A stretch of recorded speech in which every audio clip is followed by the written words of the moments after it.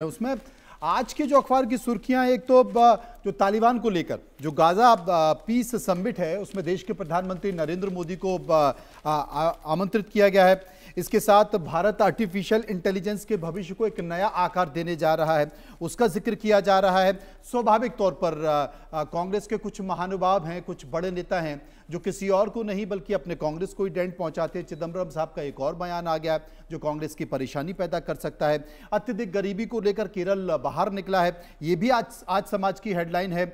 और अफगान में जिस तरीके से पाकिस्तान अफगान के बीच तनाव चल रहा है, एयर स्ट्राइक को लेकर यह तनाव शुरू हुआ जिसमें अफगान ने दावा किया कि हमने पाकिस्तान के 58 सैनिकों को मार दिया है, कई सारी चौकियों पर कब्जा कर लिया है। उधर पाकिस्तान भी दावा कर रहा है। लेकिन शिखा, जो सबसे बड़ी और महत्वपूर्ण खबर मैं देख रहा हूं वो एनडीए गठबंधन की देख रहा हूं, सीट शेयरिंग की देख रहा हूं। एनडीए ने साफ कर दिया है कि भाई ये हमारा चिट्ठा है जिसमें हमने किस राजनीतिक दल को कितनी सीटें दे दी हैं।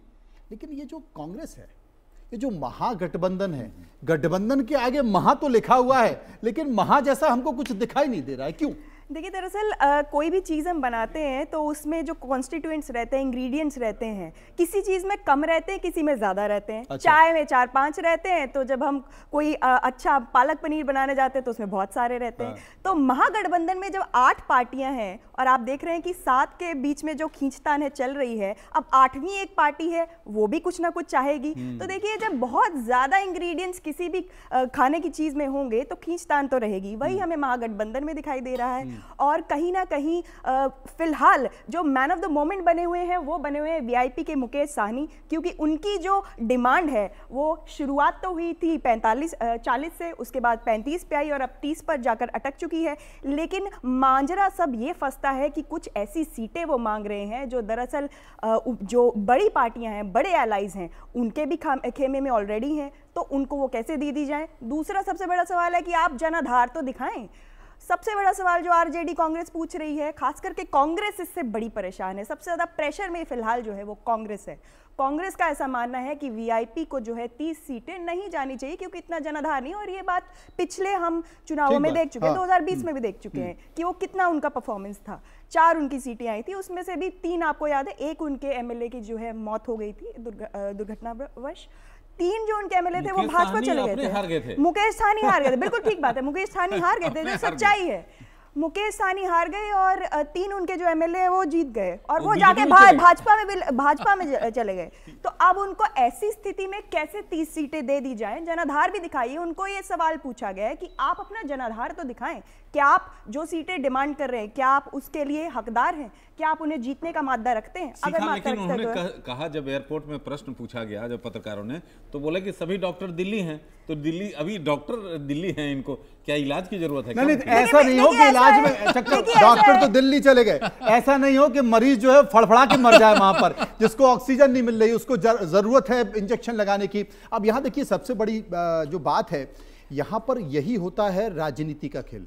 जो समझदार लोग होते हैं ना, आप बड़ी राजनीतिक पार्टी, निश्चित तौर पर कांग्रेस देश की एक बड़ी पार्टी है, बीजेपी देश की उससे भी बड़ी पार्टी है, लेकिन बीजेपी या कांग्रेस, कोई भी राजनीतिक बड़ी पार्टी जब क्षेत्रीय में जाती है, आप चाहे वो उत्तर प्रदेश हो या फिर तमाम ऐसे राज्य जहां पर छोटी पार्टियों का प्रभाव है, उत्तर प्रदेश हो गया, बिहार हो गया, उड़ीसा हो गया, या आप फिर केरल में चले जाइए, केरल में की ऐसी स्थिति है, तो वहां पर राजनीतिक जो बड़ी पार्टियां वो स्वाभाविक तौर पर छोटी हो जाती हैं और उनको अपना दिल जो है वो बड़ा रखना चाहिए। अगर चाहते, आप कल्पना कीजिए, चिराग पासवान ने, राकेश जी, जिसका जिक्र कर रहे हैं, 100% स्ट्राइक रेट का जिक्र किया जा रहा है कि लोकसभा चुनाव में चिराग पासवान को 6 सीटें मिली और वो 6 की 6 सीट जीत गए। किसके भरोसे जीते भाई? बीजेपी के भरोसे जीते, देश के प्रधानमंत्री नरेंद्र मोदी के चेहरे के भरोसे जीते। लेकिन अब आप वो क्लेम कर रहे हैं, बावजूद इसके बीजेपी जानती थी, क्योंकि पिछला जो चुनाव था चिराग पासवान एनडीए से अलग होकर लड़े थे, नीतीश कुमार से नाराज होकर, तो वो खुद नहीं जीत पाए थे। एक सीट वो भी जो है जेडीयू में चले गए भाई, एक सीट, एक जो एमएलए। लेकिन उन्होंने क्या किया, उन्होंने ये बीजेपी को महसूस करा दिया था कि आपकी मुझसे कोई दिक्कत नहीं है, मैं आपसे कोई नाराजगी नहीं रखता हूं, लेकिन मैं चचा को सबक सिखा के रहूंगा और मैं जेडीयू को सबक सिखा के रहूंगा। उन्होंने इतने कैंडिडेट जेडीयू के हरवाए, कि जो नीतीश कुमार सुशासन के लिए जाने जाते हैं वो नीतीश कुमार जमीन पर आ गए, तीसरे नंबर की पार्टी हो गई। तो बीजेपी बड़ी पार्टी होने के बावजूद भी, बड़ा चेहरा होने के बावजूद ही इस चीज को समझ रही है, अपने नुकसान को समझ रही है और वो चाहती है कि ठीक है, बबुआ हैं, युवा हैं, जोशीले हैं, बॉलीवुड से आए हैं, गरम खून हैं, गरम चाय के साथ, इसलिए अभी बात को समझा जाए, नुकसान नहीं उठाना है, क्योंकि अभी बिहार बहुत बड़े संकेत देने जा रहा है। इसलिए बीजेपी मान गई और नीतीश को भी मना लिया कि ठीक है भाई 29 सीटें देके खत्म कर। सही कहा मनोज जी, क्योंकि जिस तरह से चिराग अपनी मांग को लेकर 40 सीटों से ज़्यादा उनको बातों पर अड़े हुए थे, उससे बीजेपी पूरी तौर पर वाकिफ थी। बीजेपी की रणनीति जो थी कि आखिरकार जो एलाइज में किसे सबसे दिक्कत हो सकती है वो पता थी। धर्मेंद्र प्रधान से जब मेरी बातचीत हो रही थी, उन्होंने साफ तौर पे उन्हें दबी जुबान से बोला, कहा कि देखिए प्लान बी तैयार था। तो प्लान बी क्या था? वो जानते थे कि अगर कोई परेशानी जो एनडीए में खड़ा कर सकता है वो है चिराग पासवान। चिराग पासवान जो है अपने अगर कोई मंत्री उनके घर पर पहुंच रहा है और उनके प्रदेश का जो अध्यक्ष रहा है बीजेपी का, वो भाई साहब घर पे थे ही नहीं चिराग, वो माता जी से मिल के चले आए। तो ये चिराग ही जानते हैं कि आखिरकार किस तरह से तोल मोल करना है और उसमें उन्होंने तोल मोल अच्छा कर लिया और मान भी लिया। का प्रदीप बाबू का खौलाते रहोगे या चाय वाय पिलवाओगे? अरे कब पिलवाओगे? बना के रखिएगा, तब तक हम जा रहे हैं अपने संवाददाताओं के पास, जरा रिपोर्टर भी से पूछ लें वहां कितना उबाल है। तो चलिए मैं अपने संवाददाताओं के पास आपको लिए चलूंगा, लेकिन उससे पहले एक बड़ी खबर आपको दिखा रहा हूं और बड़ी खबर जो है वो मैं आपको दिखाऊंगा। बड़ी खबर यह है, इसको आप देखिए कि बड़ी खबर क्या है। बड़ी खबर यह है कि लालू प्रसाद यादव आज मल्लिकार्जुन खड़गे से मुलाकात कर सकते हैं।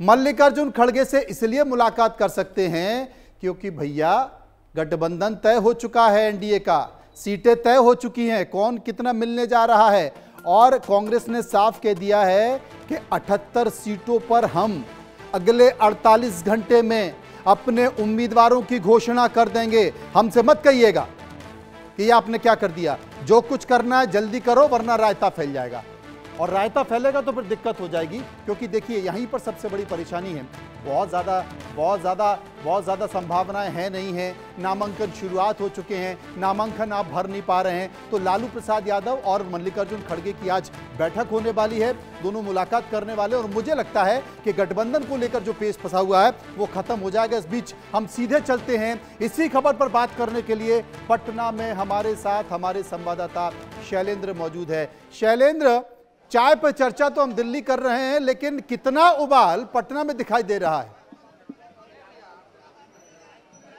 मोतिहारी में, पटना में, बिहार में ही उबाल है। पहले हम तस्वीर दिखा देते हैं यहाँ पे किस तरह से लोग हैं। और देखिए ये चाय की दुकान है और हरी जी की चाय की दुकान है, और यहीं से हम आपको दिखाते हैं, सियासी पारा दिखाते हैं कि आखिर स्थिति क्या है।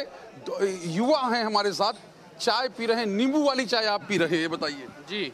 अच्छा, क्या है, क्या मिजाज है यहाँ का? सबसे पहले तो आप लोग का धन्यवाद कि आप आए हैं इतनी सुबह और हम लोग का यहाँ पे मंतव्य ले रहे हैं। देखिए यहाँ के विधायक जी जो है टोटली फ्लॉप हैं, कोई काम वैसा किए नहीं है। आपके सामने एक सूखा हुआ पेड़ आपको दिख रहा होगा, कैमरामैन को हम बोलेंगे दिखाइए।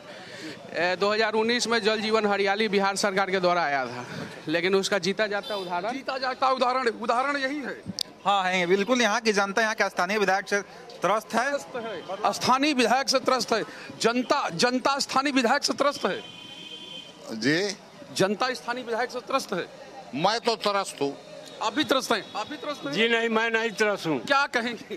कहेंगे 2025 फिर से नीतीश। अच्छा, फिर से नीतीश आप कह रहे हैं। आप त्रस्त हैं कि नहीं? नहीं, जितना काम किया, जितना सरल सुलभ है, नहीं सरल सुलभ है और कुछ नहीं है। कोई अपराध है, सरल सुलभ है विधायक जी। क्या विधायक जी सरल और सुलभ बस वही है, इसके आगे और पीछे कुछ नहीं है। अच्छा, महागठबंधन का पेच सुलझ नहीं रहा है, गड़बड़ा रहा है, सब सुलझ जाएगा, कोई दिक्कत नहीं है। सब सुलझता हुआ दिख रहा है चीजें। हाँ, ठीक से हो रहा है यहाँ तो, विकास होबे किया है, सब ठीक है। थोड़ा बहुत कमी रहता है तो लोग तो कहबे ना करेगा। अच्छा, लोग तो कहेगा ही, लोग कहता है कि कुछ काम भी होगा। क्या मतलब कोई यहाँ पे आप हैं, यहाँ पे कुछ काम हो पाया है कि बस ऐसे ही चीजें? यहाँ तक काम दिख रहा है नगर निगम का। अच्छा, नगर निगम का काम? जी, बहुत काम दिख रहा है। विधायक जी का काम नहीं? विधायक जी का काम तो सारे लोग देख रहे हैं क्या हो रहा है। अच्छा, क्या हो रहा है आपको लगता है? जो होना चाहिए तो नहीं हुआ है। नहीं हुआ? आपको लगता है कि काम हुआ है? होता है थोड़ा, लेकिन फायदा कम होता है। फायदा कम होता है? फायदा कम है? बहुत सा काम हुआ है मोतिहारी में, जितना काम हुआ है वो तो कोनो विधानसभा में नहीं हुआ है। अच्छा, यहाँ कह रहे हैं नगर निगम का सब? ना सब विधायक जी भी काम किए हैं। प्रमोद जी कहे का मतलब है कि उतना अच्छा विधायक कोई नहीं है 12 विधानसभा में। विधायक जी के समय में कहाँ काम होता था? विधायक जी तो कठपुतली है, विधायक है कहाँ अभी मोतिहारी में? मोतिहारी विधानसभा विधवा है, मोतिहारी विधानसभा विधवा है, विधायक जी है कहाँ? विधायक जी नहीं है? विधायक जी नहीं है? विधायक जी एकदम मरता विधायक है। अच्छा, मरता विधायक। आप क्या कहेंगे? अब इस बार मोतिहारी जनता मूड बना रखी कि बदलाव करना है। इस बार बदलाव कर देना, बदलाव करना है, बदलाव कर देना, सिर्फ बदलाव कर देना। अरे सर, आप बताइए जनसुराज कुछ कर पाएगा कि नहीं? अब तो ये एकमात्र जनसुराज ही विकल्प बचा है। ये जो करना होगा यही करेगा। हम लोगों को 75 में नारा सुना था कि बिहार गुजरात बनेगा, चंपारण शुरुआत करेगा। चंपारण शुरुआत कर देगा? डॉक्टर साहब, चंपारण ही शुरुआत करेगा कि क्या और कोई करेगा? यहाँ पे शुरुआत शायद संभव नहीं हो, क्योंकि यहाँ के जो प्रगति है, जो काम देख रहे हैं, तो हमको लगता है कि लोग फिर से लेके आएंगे, फिर से लेके आएंगे विधायक। आपने सुन लिया मोतिहारी के लोग विधायक को लेकर क्या कह रहे हैं, वहां के काम को लेकर क्या कह रहे हैं, विकास को लेकर क्या कह रहे हैं। शैलेंद्र लगातार लोगों को चेहरे को पढ़ने की कोशिश कर रहे हैं, लेकिन शायद आपने एक चीज नहीं देखी। ये जो चाय की टपरी है, इस टपरी के पीछे गांधी जी के 3 बंदर बने हुए हैं, और वो गांधी जी के 3 बंदर संकेत भी दे रहे हैं कि जनाब अभी कुछ मत बोलो, चुनाव है, लोग जो कह रहे हैं उसको सुन लो, कुछ अपनी तरफ से सुनो ही मत, क्योंकि हर आदमी बहुत कुछ कहेगा। ये नेताओं के लिए संकेत है। और विकास हुआ है कि नहीं हुआ है मत देखो, आंखों पे रख लो। नेताओं की स्थिति गांधी जी के 3 बंदर की तरह है। लेकिन दिल्ली की स्थिति क्या है, दिल्ली की गर्माहट क्या है? संजय शर्मा मेरे साथ मौजूद हैं। संजय, कुछ बताओगे क्या है? देखिए, सभी को आश्चर्य इस बात का हो रहा होगा कि चिराग पासवान को 29 सीटें कैसे मिल गई। तो इसके पीछे काफ़ी चीज़ें आपको देखना होगी कि चिराग पासवान को अलग से देखना बंद करें, क्योंकि चिराग पासवान को आप बीजेपी की बी टीम मान सकते हैं। पिछले चुनाव में आपने अगर देखा होगा विधानसभा चुनाव में, तो उन्होंने बीजेपी के कहने पर ही लगभग 85 सीटों पर जेडीयू के सामने प्रत्याशी खड़े किए थे।